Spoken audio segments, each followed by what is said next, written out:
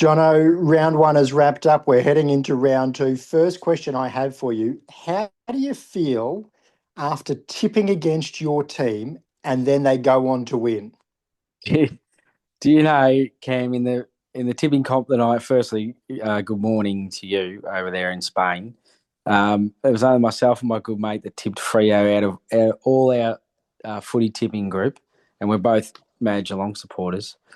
But I suppose we'll give up the tip considering the way the Cats came back in that game. We'll talk about that shortly, but yeah, I don't feel well about it. All right, let's get into the review of round one, and then we'll focus a little bit of time on that.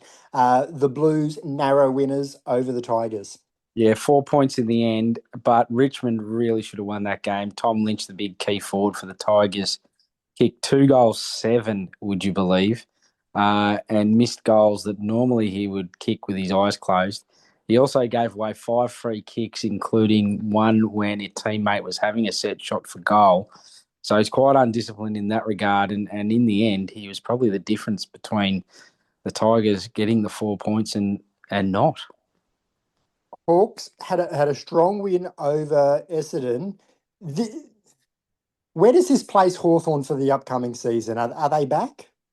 Yeah, I think they're back. Like they were defeated by the Giants in round one, and they're fast and they've got some quality out there on the paddock. Essendon, mind you, they might be looking or staring down the barrel at another long season. 62 points was the margin. The Bombers were competitive in the first quarter, but after that, Hawthorn took over and the veteran forward Jack Gunston kicked five and the little wizard kicked four. Um, and the Hawks are too strong in the end, but they've got a big game tonight, which we'll talk about shortly. But yeah, no, they'll be thereabouts, Cam. It feels like the Bombers this off field dramas from about a decade ago has really set them up for just a decade of They've misery for their fans, hasn't it? they have not recovered since the drug saga, which was around about 10 years ago. Um, yeah, and it's a long running joke of it, how many days it's been since Essendon has actually won a final, and I think it's up to 7,800 and something or other days since they won a final. So the football community is loves the little joke that we have on the side with that one. Yeah, they certainly are one of the bigger clubs in the games. How about this one? Western Bulldogs 134 over GWS 53. Did you expect this game to be that big of a margin? No, and at one point, Cam, it looked like it was going to be over 100 points, and I was actually at the Cats, and it was on the Cats game, and it was on a TV in one of the rooms, and we could see the score, and we thought this could blow out to over 100 points here, but the Giants fall back towards the end. But yeah, the Dogs are looking sharp. That's good. That's good for Doggies fans. That's great to see them having a good win there. Now, let's talk about this Geelong Cats Fremantle game. The Geelong Cats, they ended up 16-14, 110 over the Fremantle Dockers 14-16, 100. Were you at this game? I was at this game, Cam, and it was late into the second quarter, and the Cats are 6 goals down, and we were saying this is textbook of what they did the week before against the Gold Coast Suns, where they just looked like witches' hats. And the Fremantle, to their credit, made Geelong look silly, and they dominated all over the park. And particularly when they got the ball on the outside, they were really fast and crisp with their ball movement. And the Cats had no answers until all of a sudden they kicked a couple of late goals before half time. They came out after half time, and it was a totally different team. And we were sitting there thinking to ourselves, this actually looks like Geelong, which is we hadn't seen for the 6 quarters prior. So, well, you could add the 4 quarters in the grand final as well. But yeah, hopefully that's a little bit of a turning point for the Cats. You'd much rather take the win than win the tip. But I have my own personal rule. I don't tip against my teams because I hate when I tip against my team and then they end up winning. I feel like I've betrayed them. Yeah, I felt cheated in the end.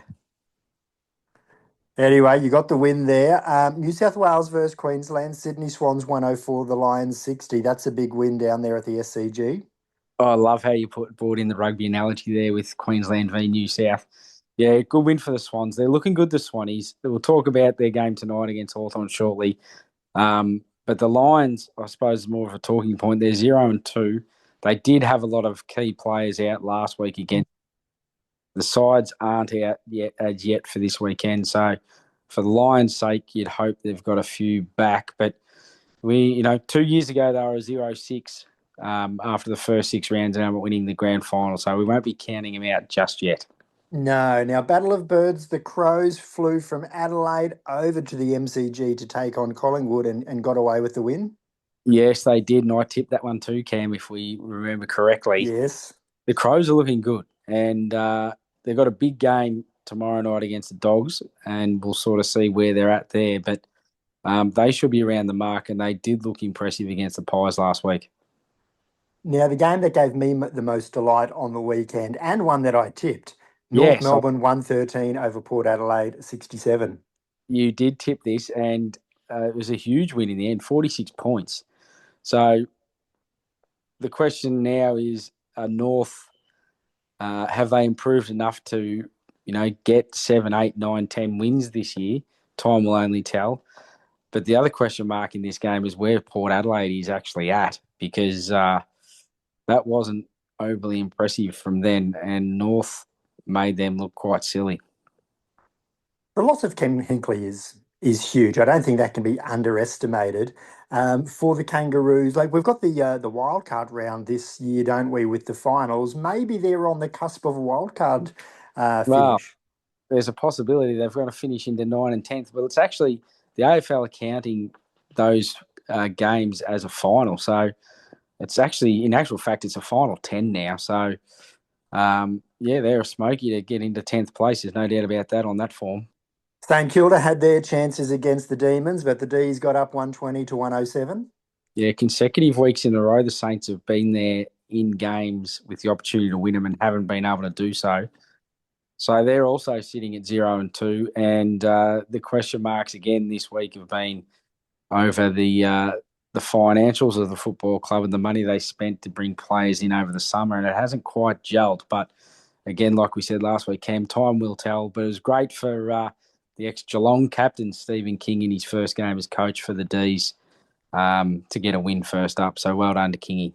Certainly was. Now, the Suns, 59-point winners over the Eagles. We were expecting, I think, even a bigger margin than that.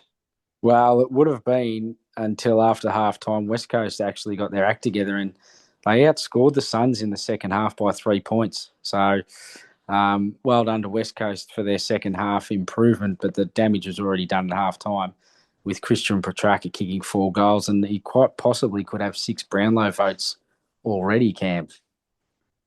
That's huge. Now, I'm all over the place with time zones. Is it Thursday evening there? Um, Yes. okay, so let's talk about the Hawks and the Swans, 6v1. Yes. So that game will start here in 2.5 hours. Um, this will be a cracker. Tonight's game and tomorrow night's game will be probably the 2 games of the round. Now, we need to talk also, Cam. We went from opening round of 5 games. Round 1 felt like footy was back last weekend with 9 games. Four And we teams on the bench doing nothing this week. we roll into round 2 this week with 7 games, having Geelong, Collingwood, Carlton, and Brisbane all having buys. So, yeah, Look, I haven't found anyone yet that's comfortable with how the AFL start the seasons at this point. Jono, I'll put it out there. You and I will take on the draw for the AFL. We'll do it for free. We'll do it on the back of a beer coaster, and I think we'll get it closer to the mark than what it is at the moment. And we'll do it on the back of a beer coaster and we'll get 100% correct. Gather round, rivalry round, minimal buys. Have it You all. name We'll have we it all will have it. sorted. Yeah, 100% sorted. So back to our first game tonight, the Hawks and the Swans. It will be a cracker at the MCG. I'm tipping the Hawks purely for the fact, Cam, that the Swans have got 2 key players missing. Errol Goulden, who was hurt his shoulder last week in a tackling incident or contest. He'll be out for 4 months now. He needs surgery. He was also my tip for the Brownlow medal this year, so I'm a bit shattered about that one.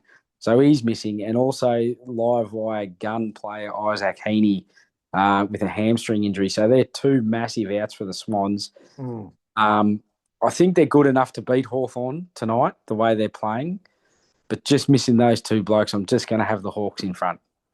Yeah, it's 6v1. Hawks will go in as favourites. It's at the G. I'm gonna tip the upset with the Swans raiding the Hawks down there. In Melbourne in another battle of the birds. Okay, let's have a look at tomorrow night's game. The Crows v the Dogs, both coming off good wins last week. Both coming off great wins. The Dogs now two on the bounce, and they're looking. They don't have too many passages in their team that they're fielding at the moment, and a lot of people are saying that they quite possibly could go all the way, even early, even so early in the season. And the Crows looking great. As we know, they finished on top of the ladder last year. Some off-field incidents probably derailed their finals campaign, and they went out in straight sets. But there'll be no easy beats at the Adelaide Oval. I predict, will go down to the wire. And purely just for being in Adelaide, I'm going to tip the Crows, Cam.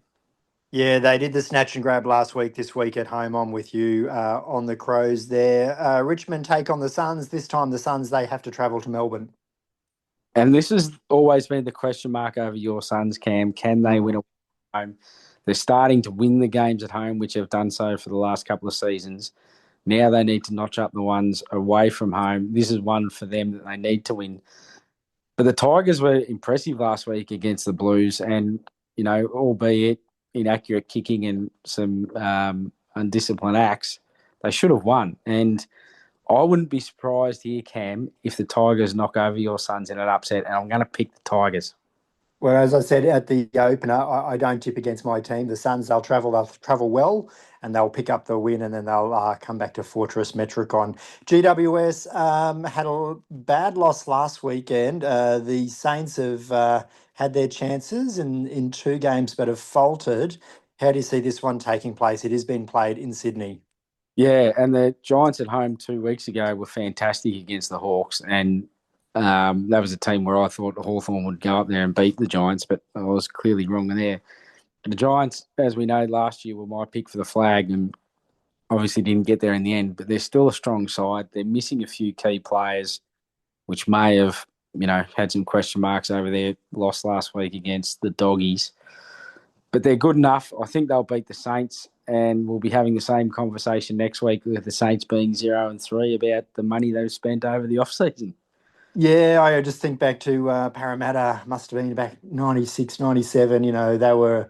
They spent big to bring themselves up the ladder, and it took a whole lot longer than that. I'm Yep. tipping GWS at home. Dockers at home up against the D's. Going on what I saw from Freo last week, Cam, in a quarter and a half, they look very impressive when their game is going.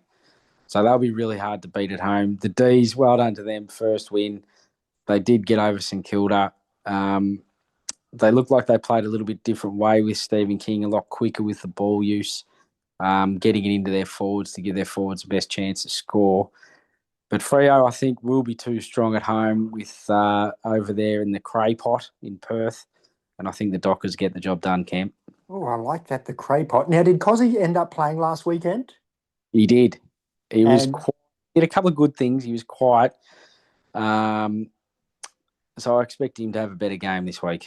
yeah, I'm going to tip the D's over there in the West. Port Adelaide and the Bombers both were disappointing last weekend. How do you see this one going? It is in Yeah, both, Adelaide. both disappointing. If this was in Melbourne, I'd be tipping the Bombers.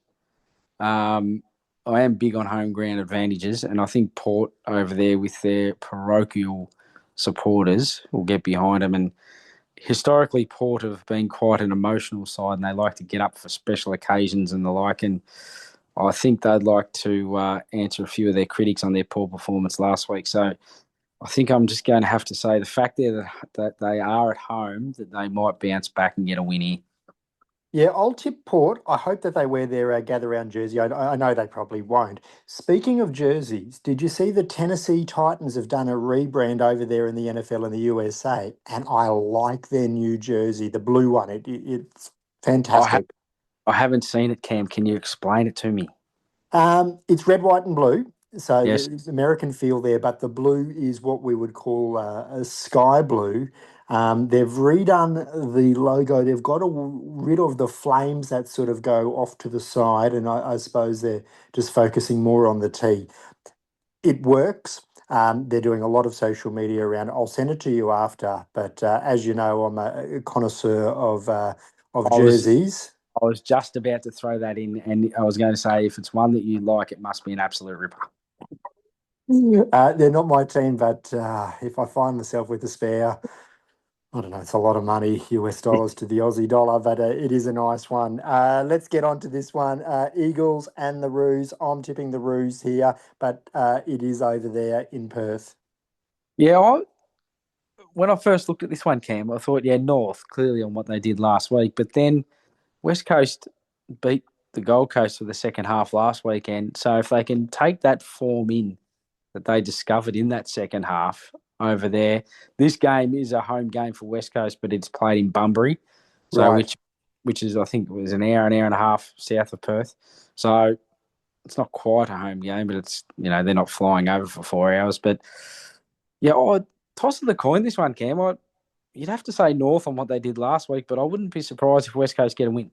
I suppose the positive thing about the Eagles' performance last week is it was the second half. It wasn't the first half. It's not like they came out full of Yeah, emotion, came out strong and faded away. They actually correct. found something when they were under pressure and improved. And that's a, a far more positive sign than the fade away.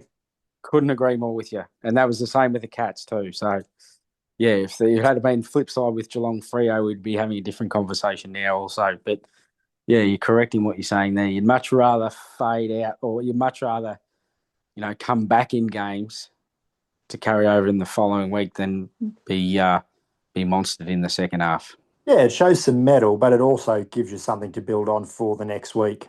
Correct. Let's you already mentioned this, but on the bench for the week, sitting on the pine, is the Lions, the Blues, the Magpies, and your Cats. Yes, just doesn't sit well. I understand, the draw and each team has to have so many buys throughout the season, but yeah, for years we've been talking about the state of origin, which I'll bring up about your man Matt Rowell from the Gold Coast Suns, the reigning Brownlow medalist, who in the state of origin prior to the start of the season, Victoria WA game hurt a finger, and it's just come out today that he's going to spend a little bit longer on the sidelines than expected. So we don't like hearing those things of the feature matches, but particularly state of origin. Does the season start off with round one, everyone plays, and then the buys in the middle of the year? That's when we have state of origin, which once upon a time in the AFL or VFL, state of origin games were played during season on a Tuesday night. And I remember as a kid, Cam, there was nothing more exciting than coming home from school knowing that the state of origin was going to be on that night.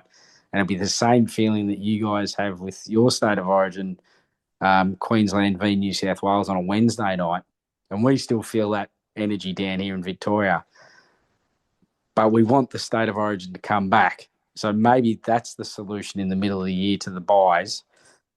But the coaches then argue that, their top line players don't get a week off like everyone else.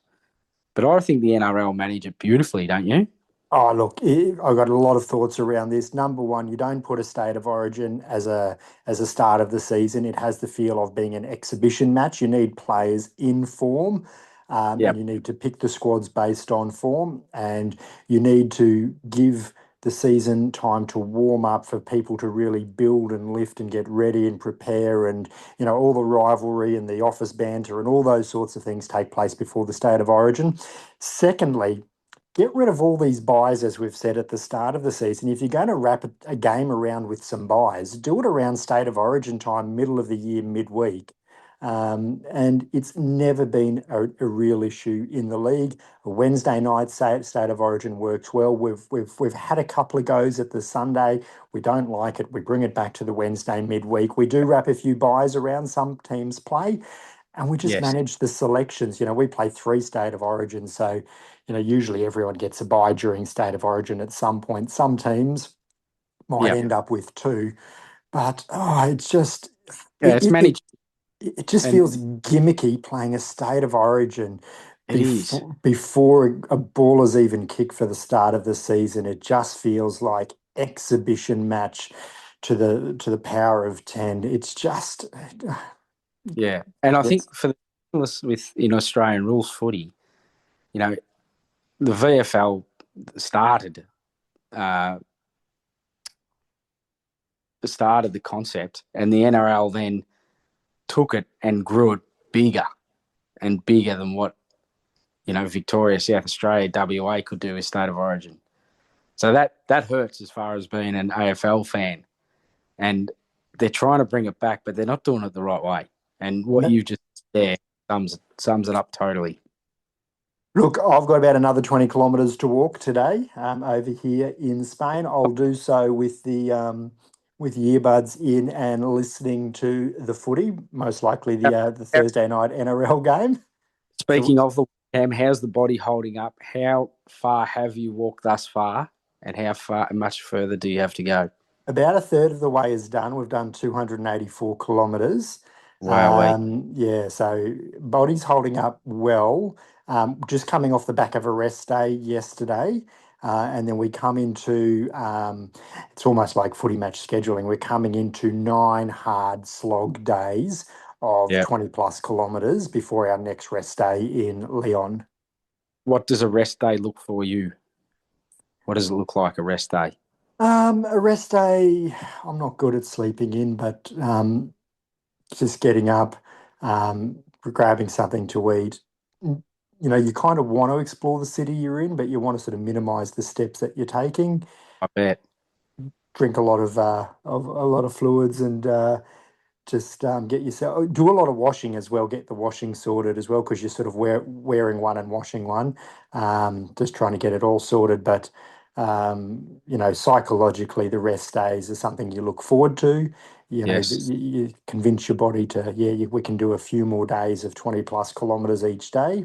We'll get to Yep. the rest day. We'll recuperate, and we don't have buy rounds wrapped around us.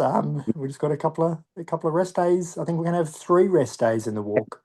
How are you feeling this morning after your rest day? Yeah, good, ready to go. Excellent. I suppose with the distance and what you've still got to cover, the whole journey is a little bit like how do you eat an elephant, isn't it? One bite at a time. One bite at a time, Cam. And that's exactly it. You stare Yep. down 790 kilometres, Mm. and with a knee reconstruction, a 10-day hospital stint, just about 18 months ago, flat on the Yes. back, with Yeah. all those sorts of issues, and you think, Yeah. how are we going to do this? But no, one day at Yeah. a time, At a manage the time. body. Yep, Truly. don't overdo it. No. Start slow, build up. Yeah. Um, Good. Grand finals not one in March. A lot of sporting cliches that you could wrap around it, and we'll get there one step at a time. Nah, it's a magnificent achievement. Well done. Congratulations on what you've achieved thus far. Good on you, Jono. We'll chat after the weekend's footy. Good on you, Cam. All the best for the next 9. Thank you.